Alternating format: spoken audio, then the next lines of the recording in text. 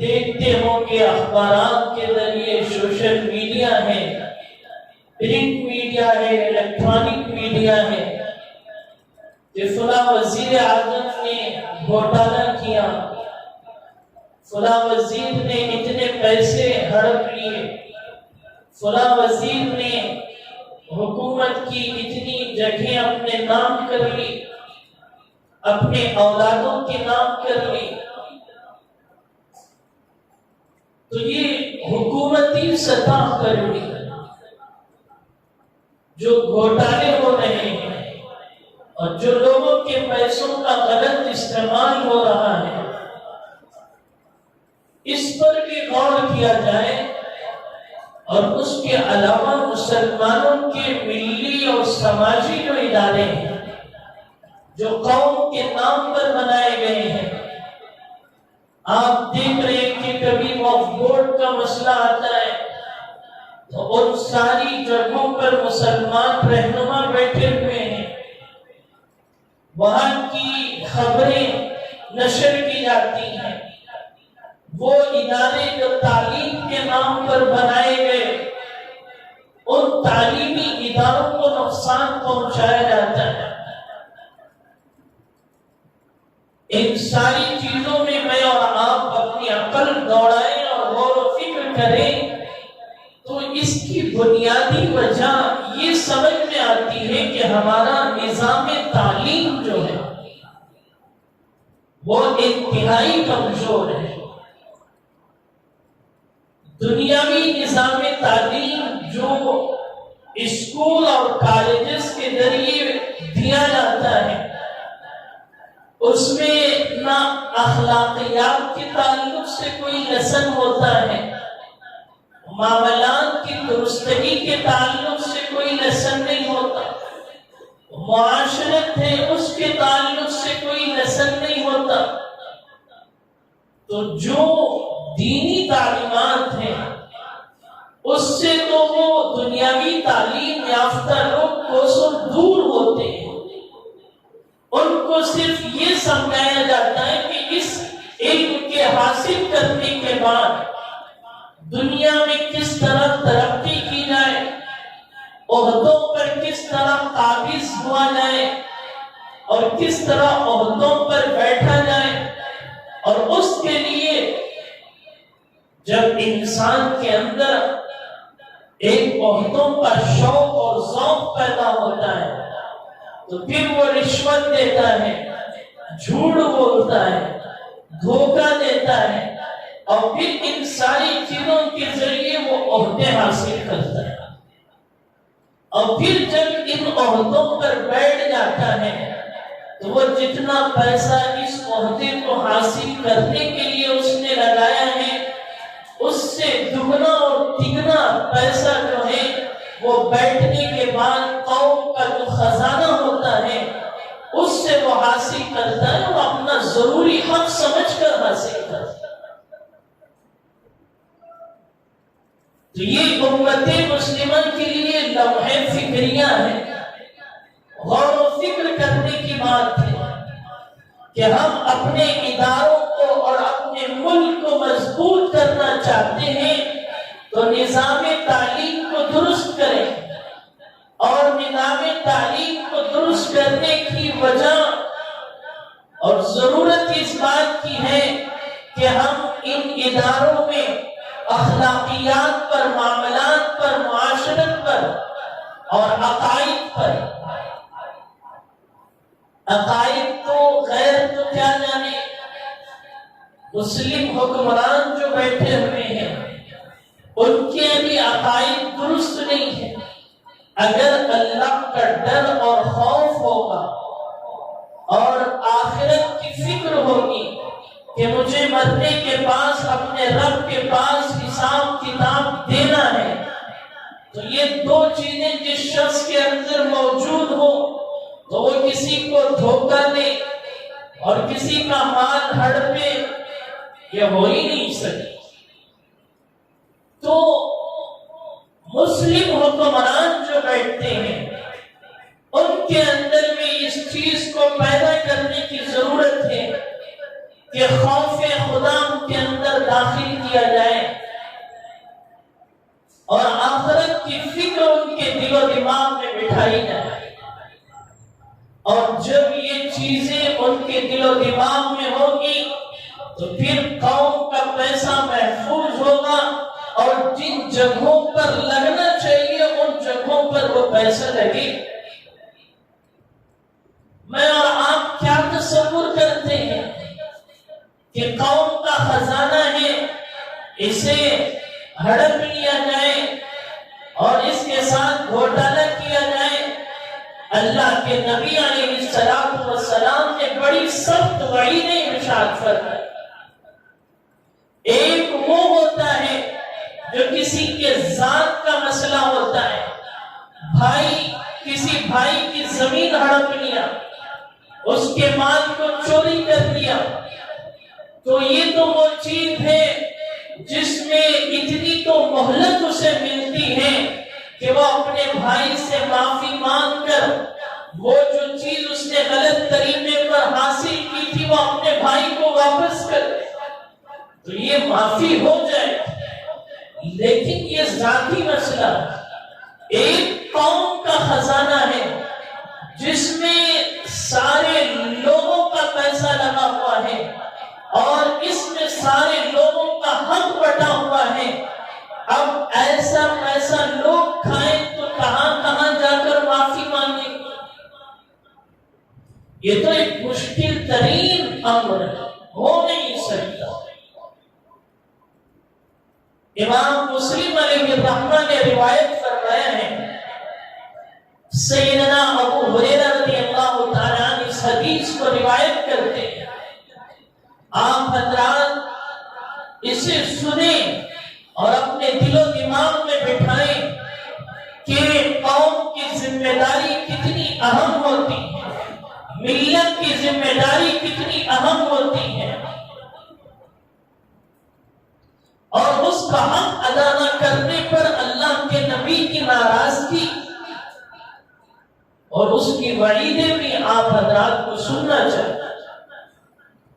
حضرت ابو ہریرہ فرماتے ہیں کہ حضور علیہ السلام ایک مرتبہ مدینے کے منبر پر خطبہ دے رہے تھے۔ خطبہ دیتے ہوئے حضور علیہ السلام نے قومی جو خزانہ ہوتا ہے اس کی اہمیت اور اس کی افادیت پر اللہ کے نبی نے اس کی فضیلتیں بیان فرمائی، اور بیان فرماتے ہوئے آگے فرمائے کہ جو اس خزانے کے ساتھ ناانصافی کرتا ہے اس کی وعیدوں کو بھی بیان فرمایا۔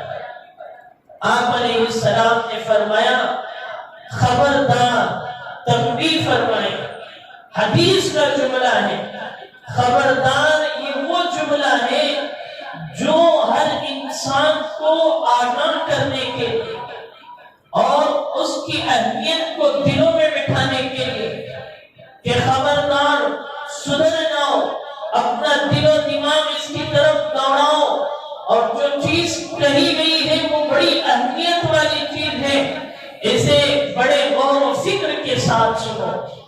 اللہ کے نبی نے فرمایا خبردار، کل قیامت کے دن میں تم میں سے کسی کو اس حالت میں نہ پاؤں کہ وہ اپنے کھانے پر اونٹ کو بل بلاتا ہوا کل قیامت کے دن میدان محشر میں میرے سامنے آئے۔ کیا معنی ہے اس کے؟ محدثین نے لکھا کہ جو اونٹ قوم کے لیے، قوم کے خزانے کے لیے آیا ہے، اس زمانے میں مال غنیمت میں یہی چیزیں آتی تھیں، بکریاں ہوتی تھیں اور پھر اونٹ ہوتے تھے، کپڑے ہوتے تھے، سونا چاندی ہوتا تھا، مال غنیمت میں آتا تھا۔ تو اللہ کے نبی نے فرمایا کہ کوئی اس حالت میں قیامت کے دن نہ آئے کہ اس کی گردن پر اونٹ بل بلاتا ہوا۔ کیا مطلب ہے کہ اس نے قوم کے خزانوں میں سے کسی اونٹ ہڑپ لیا، ناجائز قبضہ کر لیا، تو کل قیامت کے دن وہ اسی شکل کے ساتھ اپنی گردن میں اونٹ کو لادتے ہوئے آئے. اور آگے اللہ کے نبی فرمائے کہ وہ مجھ سے کہے گا اے اللہ کے نبی میری سفارش فرما دیجیے.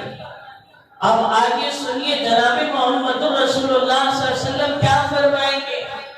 اللہ کے نبی فرمائیں گے کہ میں نے دنیا میں ہی تمہیں بتا دیا تھا کہ لوگوں کا قوم کا پیسہ ہڑپو گے تو قیامت کے دن تم پچھتاوے میں رہو گے، اللہ کے عذاب میں پکڑے جاؤ گے. اب میں تمہاری سفارش نہیں کر سکتا. تو جو لوگ قوم کے خزانے پر اپنی نگاہ رکھتے ہیں اور پیسے لے کر اپنی دنیا چمکاتے ہیں، اپنے گھروں کو بناتے اور سجاتے ہیں، ان کو اپنے دل و دماغ میں یہ بات بٹھانا چاہیے کہ وہ اللہ کے وعید کا بھی شکار ہوں گے اور نبی کی سفارش سے بھی وہ محروم ہوں گے. نبی بھی انکار کر دیں کہ میں اس کی سفارش نہیں کروں. اللہ کے نبی نے پھر آگے 2-3 چیزوں کا ذکر فرمایا. اب کہ بکریوں کو لادتے ہوئے آئے گا تو کیا مطلب ہے کہ قوم کی امانت میں، قوم کے خزانے میں بکریاں تھیں، اور بکریوں کو اس نے ہڑپ لیا، اس کے ذریعے اپنا مال حاصل کیا. وہ بھی آئے گا. اللہ کے نبی فرمائیں گے کہ میں تیری سفارش قبول نہیں کرتا، میں تیرے بارے میں اللہ کے سامنے سفارش نہیں کرتا.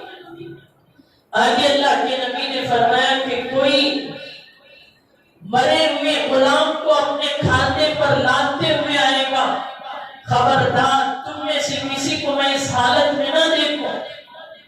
تنبیہ کر دی کہ ان چیزوں سے بچ جاؤ، اور قیامت کے دن اگر میں اس حالت میں تمہیں دیکھ لوں تو میرے سے کوئی امید مت رکھنا کہ میں تمہاری سفارش کر دوں گا، ہرگز نہیں کر سکتا. کوئی کپڑے لادتے ہوئے آئے گا تو حدیث امام مسلم نے روایت کی ہے، اللہ کے نبی علیہ السلام کی غصے کو اور اللہ کی وعیدوں کو اس حدیث میں بیان فرما. تو کتنا ڈر اور خوف اپنے دلوں میں بسانا چاہیے. لوگ سمجھتے ہیں کہ کوئی وزیر بن رہا ہے یا ایم ایل اے بن رہا ہے، کونسلر بن رہا ہے، یا پھر دینی اداروں اور تنظیموں کا ذمہ دار بن رہا ہے، مسجد کا ذمہ دار بن رہا ہے. اسے اپنے دل میں اس خوف کے ساتھ ذمہ داری لینا چاہیے کہ پیسہ وہاں پر آئے گا، قوم کا پیسہ آئے گا، اور اس پیسے کو دیکھ کر میرے دل و دماغ میں کوئی خیانت والی چیز پیدا ہو جائے، اللہ کا ڈر اور خوف نہ ہو، فکر آخرت نہ ہو، تو میں اس مال کے ساتھ خیانت کر جاؤں گا اور نبی کی سفارش سے محروم ہو جاؤں گا. امام بخاری علیہ الرحمہ نے ایک اور حدیث ارشاد فرمایا کہ خیبر کا موقع تھا.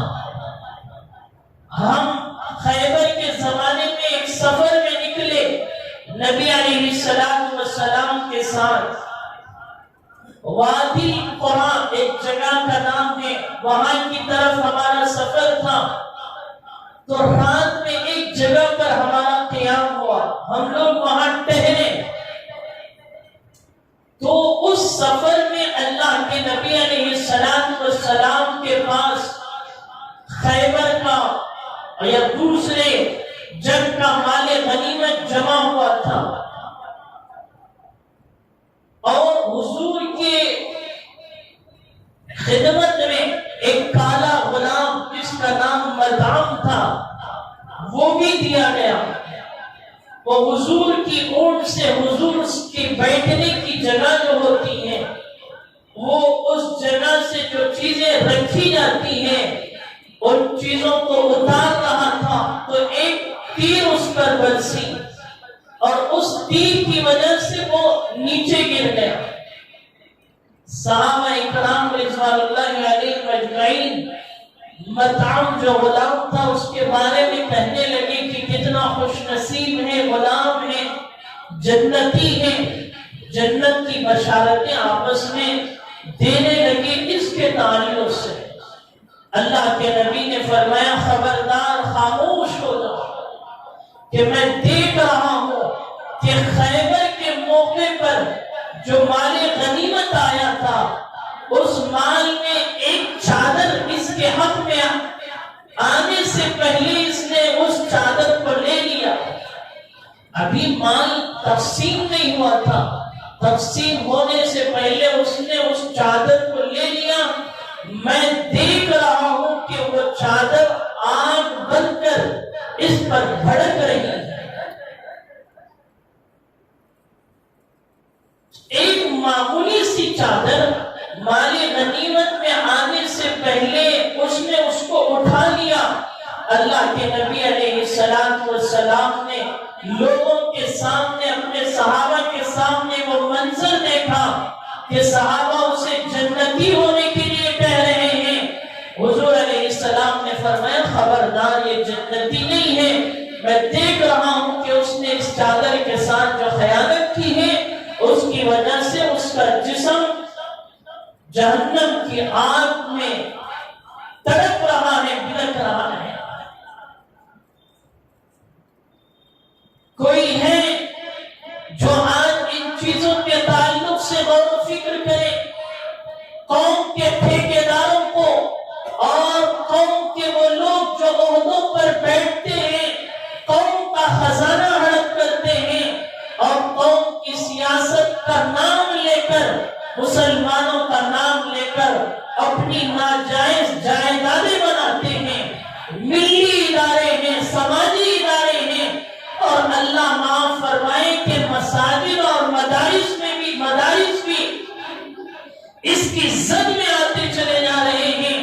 ان کے دل و دماغ میں یہ وعیدیں نہ کسی نے بتائی ہیں اور نہ ان کو سیکھنے کا موقع ہے، اس لیے کہ انہوں نے دنیاوی تعلیم حاصل کی ہے، اور دنیاوی تعلیم میں یہ چیزیں کہاں سے بتائی جائیں، اور ان کے دل و دماغ میں خوف خدا، فکر آخرت کہاں سے پیدا ہو کہ ایک چادر کے ساتھ ناانصافی ہوئی۔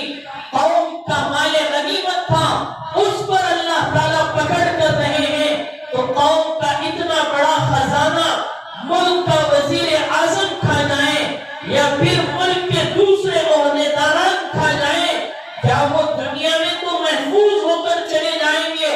آخرت میں جو چیزیں انہوں نے قوم کی کھائی ہیں، اللہ تعالیٰ ان کی گردنوں میں لاد کر قوم کے سامنے پیش کرے۔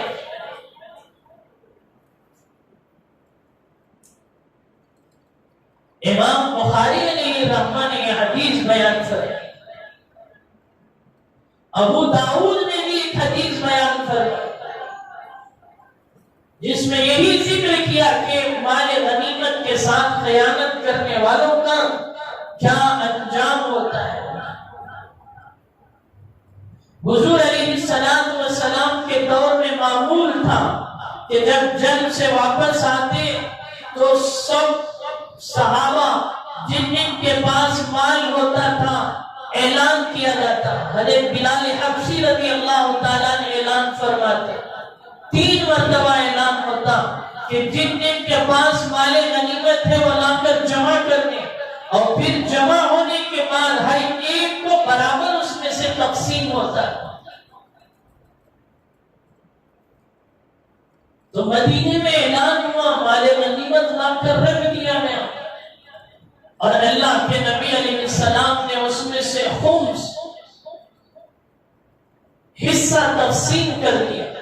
ایک دن گزر گیا مال غنیمت تقسیم کرتے ہوئے، دوسرے دن ایک شخص آیا اونٹ کی نکیل لے کر، جو لکڑی کا ہوتا ہے، اونٹ کی ناک میں جسے داخل کیا جاتا ہے، جس کی وجہ سے اونٹ جو ہے اشاروں پر چلتا ہے۔ اس نکیل کو داخل کرنے کے بعد اس کے دونوں حصے میں رسیاں باندھی جاتی ہیں، اور پھر اس رسی کو جس طرف کھینچو اونٹ اپنا رخ کرتا ہے. تو وہ جو ایک دن مال غنیمت تقسیم کرنے کے بعد اونٹ کی نکیل لا کر اللہ کے نبی کی خدمت میں پیش کیا کہ اللہ کے نبی یہ مال غنیمت جمع کرنا تھا، میں نے انہیں نہیں جمع کیا، لے لیجیے.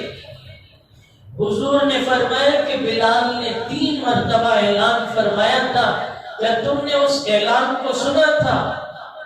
انہوں نے فرمایا کہ جی میں نے ضرور سنا. تو پھر کس چیز نے دیری کر دی؟ کیوں اتنی تاخیر سے لا کر جمع کیا؟ تو انہوں نے کوئی عذر بیان کیا. اللہ کے نبی نے سختی سے انکار فرمایا کہ میں اسے لینے کے لیے تیار نہیں، لے جاؤ، کل قیامت کے دن خدا کے بارگاہ میں جب حاضری ہوگی اس وقت تم اس کا جواب دے گا. کتنی ناراضگی ہو رہی ہے. اونٹ کی نکیل دیری سے جمع ہو رہی ہے، وہ بھی مال غنیمت کا ایک حصہ ہے. لکڑی کا ایک ٹکڑا قوم کے حصے میں آیا، ایک دن دیری سے جمع ہونے پر حضور کہہ رہے میں اسے لینے کے لیے تیار نہیں، کل قیامت کے دن خدائے وحدہ لا شریک کے بارگاہ میں جب حاضری ہوگی اس وقت اس کا جواب دے گا. قربان جائیے جناب محمد رسول اللہ صلی اللہ علیہ وسلم کی تعلیمات پر، جنہوں نے امت کو بتایا کہ مسجد کے عہدوں پر بیٹھنا چاہتے ہو، قوم کے ملی تنظیموں کے ذمہ دار بننا چاہتے ہو، ملک چلانا چاہتے ہو، تو سب سے پہلے اس بات کا استحضار بھی اپنے دل و دماغ میں پیدا کر لو کہ ملک قوم کے پیسوں کے ساتھ خیانت نہیں کرو گا، اور اگر کرو گے اللہ کے پاس بہت بڑی جواب دہی دینی پڑے. حضور علیہ السلام نے سیدنا ابو بکر صدیق رضی اللہ تعالیٰ عنہ اور سیدنا عمر ابن خطاب رضی اللہ تعالیٰ عنہ، ان تینوں نے بعض مرتبہ جب ایسا موقع آیا کہ مال غنیمت دیر سے جمع کیا گیا اور کسی نے اس کے ساتھ خیانت کی، تو ان کو بلایا اور اس مال کو لیا نہیں بلکہ جلا دیا، اور جلانے کے بعد جس نے خیانت کی ہے اس پر کوڑے برسائے، اسے سزا بھی دی کہ کوئی دوسرا آدمی قوم کے خزانے کے ساتھ اس طرح کا معاملہ نہ کرے.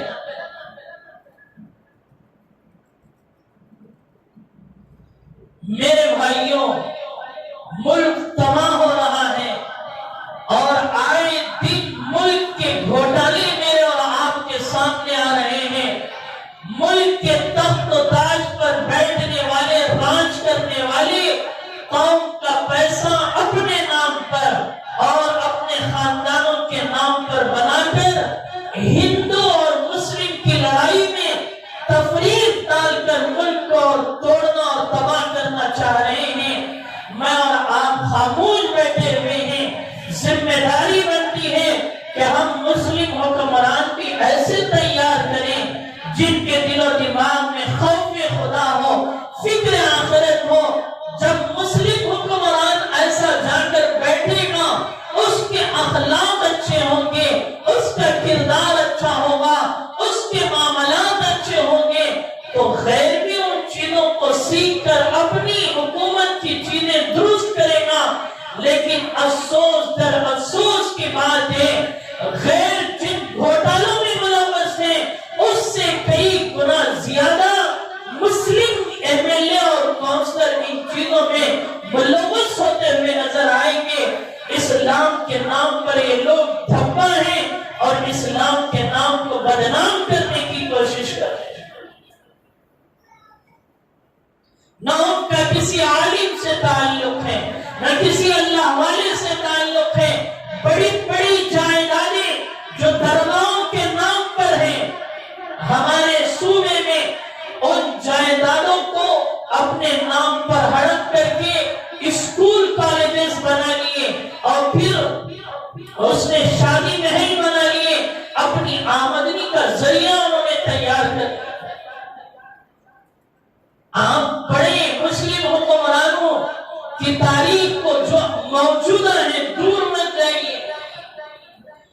سوچتے ہیں کہ 5 لاکھ 10 لاکھ روپے کسی غریب کو دے دیں اور کسی حجاب والی بچی نے جو محنت کی ہے اسے دیکھ کر قوم کے دلوں کو خرید لیں. وہ 5 لاکھ 10 لاکھ تو دے دیتے ہیں، لاکھوں کروڑوں روپے وہ قوم کا کھا کر یہ 5 لاکھ روپے ان کے لیے کوئی بڑی بات نہیں. انہوں نے لاکھوں روپے قوم کے ہڑپ کیا.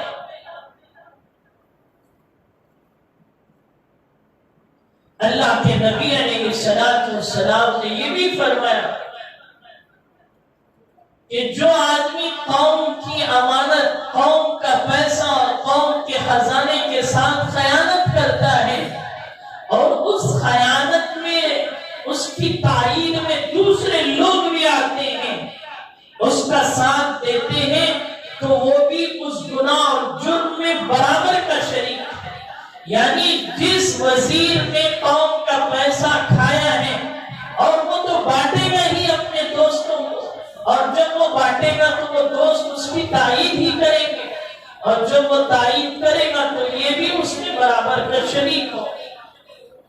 آپ دیکھتے ہیں کہ کسی ایم ایل اے کے بارے میں کوئی کہہ دے، ہمارے شہر میں ہو یا ملک میں ہو، وزیر اعظم کے بارے میں کوئی کہہ دے تو اس کے ماننے اور چاہنے والے اس کے حق میں اس کی تائید کرتے ہوئے اور اس کی مخالفت کا جواب دیتے ہوئے الیکٹرانک میڈیا، پرنٹ میڈیا میں نظر آتے ہیں.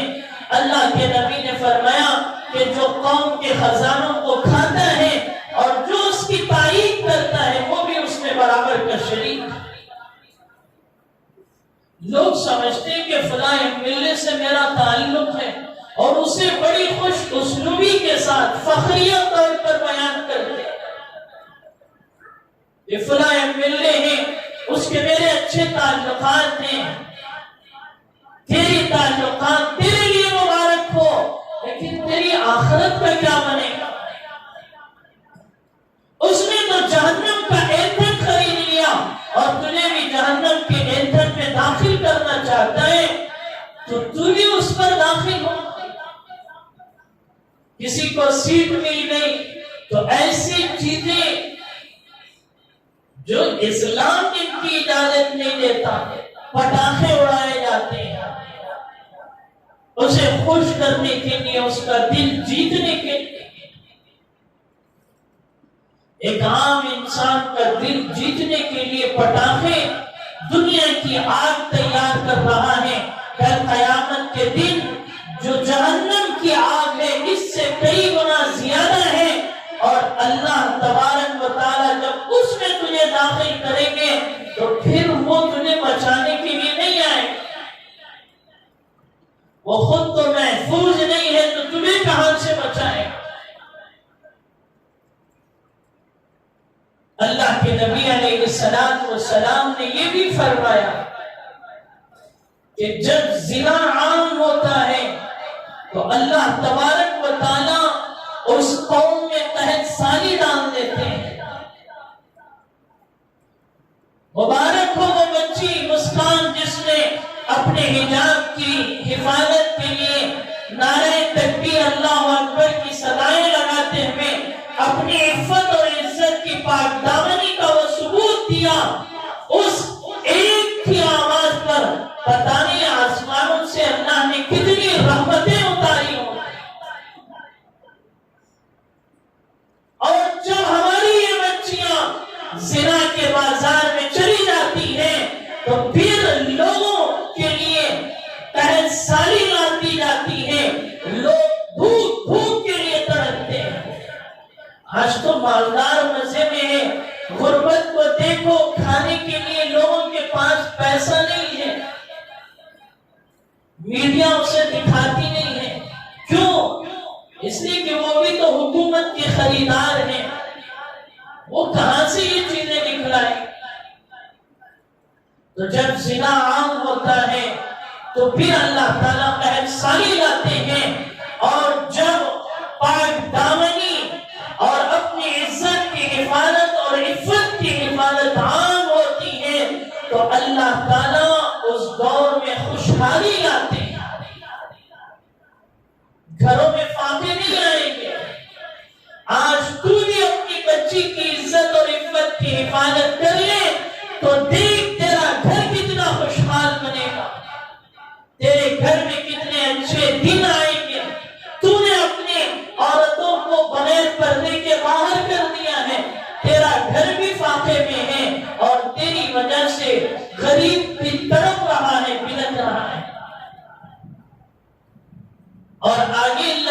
نبی علیہ السلام نے فرمایا کہ جو آدمی قوم کے خزانے کے ساتھ خیانت کرتا ہے، ناانصافی کرتا ہے، تو دشمنوں کا رعب اللہ تعالیٰ اس قوم میں ڈال دیتے ہیں۔ 1400 سال پہلے جناب محمد رسول اللہ صلی اللہ علیہ وسلم نے یہ وہ باتیں فرما دی جس پر یقین کامل ہمارے دلوں میں ہونا چاہیے، لیکن ہمیں یقین نہیں ہو پاتا، لیکن ہم اپنے نگاہوں کے سامنے اسے دیکھ رہے ہیں کہ جب قوم کے خزانے کے ساتھ خیانت ہو تو دشمنوں کا رعب تمہارے دلوں میں ڈال دیا۔ کیا آج ہمارے دلوں میں دشمنوں کا رعب موجود نہیں؟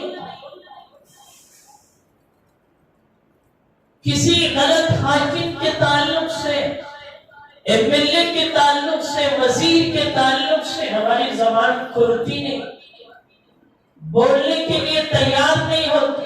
کیوں؟ ڈر اور خوف جو اللہ نے ڈالا ہے اس کی وجہ ہے۔ اور قوم کے ساتھ انصاف ہوگا، ان کے خزانوں کے ساتھ انصاف ہوگا تو اللہ رب العزت دشمنوں کا رعب دلوں سے نکال دیتے ہیں۔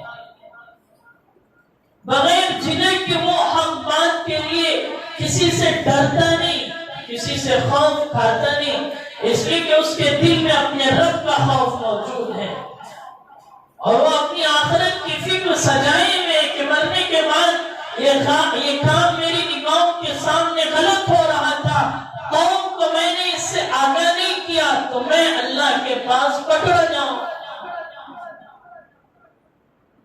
تو معلوم ہوتا ہے کہ فکر آخرت اگر پیدا کرنا ہے اور خوف خدا کو اپنے اندر داخل کرنا ہے تو قوم کا جو حصہ ہے اسے امانت کے ساتھ دینا پڑے گا، ان کے حقوق کی ادائیگی کو ادا کرنا پڑے گا۔ یہ صرف وزیر اعظم کے لیے نہیں ہے بات، یہ بات ایم ایل اے اور کونسلر کے لیے نہیں ہے، یہ بات ایک گھر کے بڑے کے لیے بھی ہے۔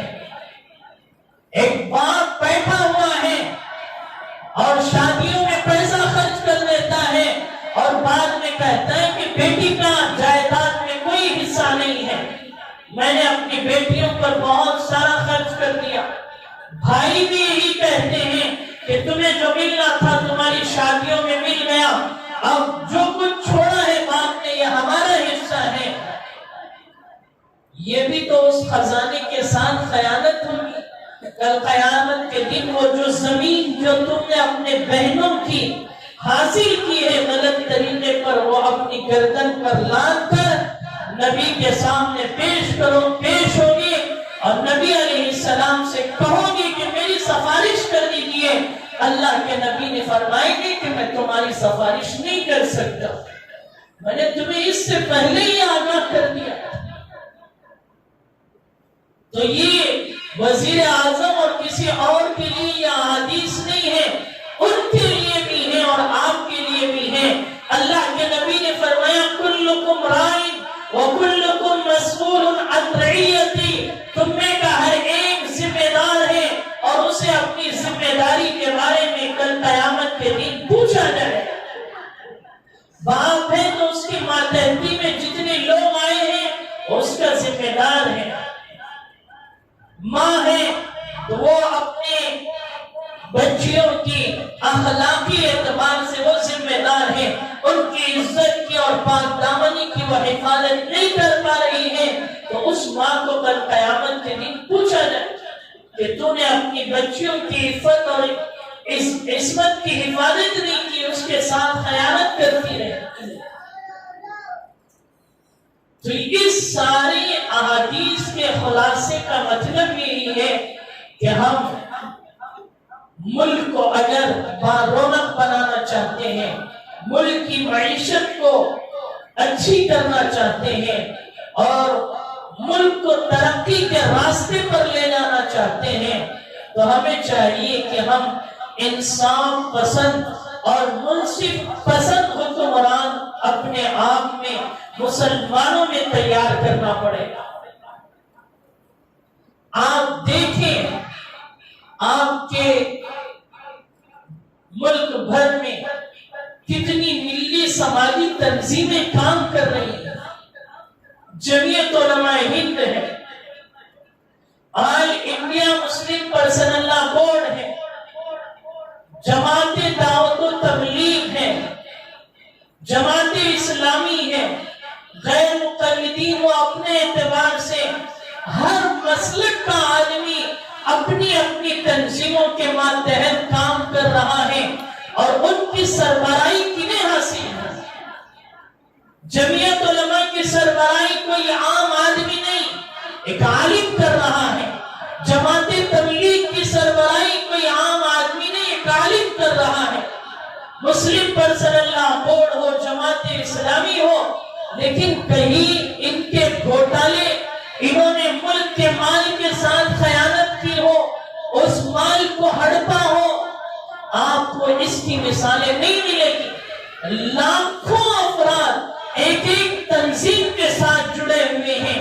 آپ دیکھتے ہوں گے اخبارات کے ذریعے، سوشل میڈیا ہے، پرنٹ میڈیا ہے، الیکٹرانک میڈیا ہے، کہ فلاں وزیر اعظم نے گھوٹالہ کیا، فلاں وزیر نے اتنے پیسے ہڑپ لیے، فلاں وزیر نے حکومت کی اتنی جگہیں اپنے نام کر لی، اپنے اولادوں کے نام کر لی۔ تو یہ حکومتی سطح پر بھی جو گھوٹالے ہو رہے ہیں اور جو لوگوں کے پیسوں کا غلط استعمال ہو رہا ہے، اس پر بھی غور کیا جائے، اور اس کے علاوہ مسلمانوں کے ملی اور سماجی جو ادارے ہیں، جو قوم کے نام پر بنائے گئے ہیں، آپ دیکھ رہے ہیں کہ کبھی وقف بورڈ کا مسئلہ آتا ہے تو ان ساری جگہوں پر مسلمان رہنما بیٹھے ہوئے ہیں، وہاں کی خبریں نشر کی جاتی ہیں۔ وہ ادارے جو تعلیم کے نام پر بنائے گئے، ان تعلیمی اداروں کو نقصان پہنچایا جاتا ہے۔ ان ساری چیزوں میں میں اور آپ اپنی عقل دوڑائیں اور غور و فکر کریں تو اس کی بنیادی وجہ یہ سمجھ